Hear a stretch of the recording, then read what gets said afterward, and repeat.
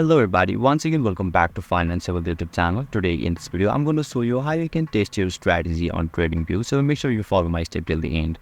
First thing first, I assume that you already have an account on TradingView and already logged in. And now right after that, you'll be able to see the interface on in the screen where you can see the chart of the BTC USDT.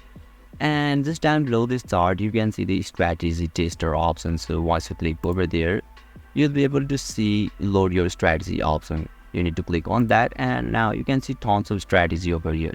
Let me show you an example. So let's click on this first one, and now you'll be able to load your strategy successfully, and you can test your strategy in here. So basically this is how you can test a strategy on TradingView. And if you still encounter any issue during this process, feel free to leave a comment and I'll be happy to assist you. If you found this video helpful, please give it a thumbs up, and if you are new to this channel, make sure to hit the subscribe button and set the bell icon to on so that you can stay up to date with our latest content.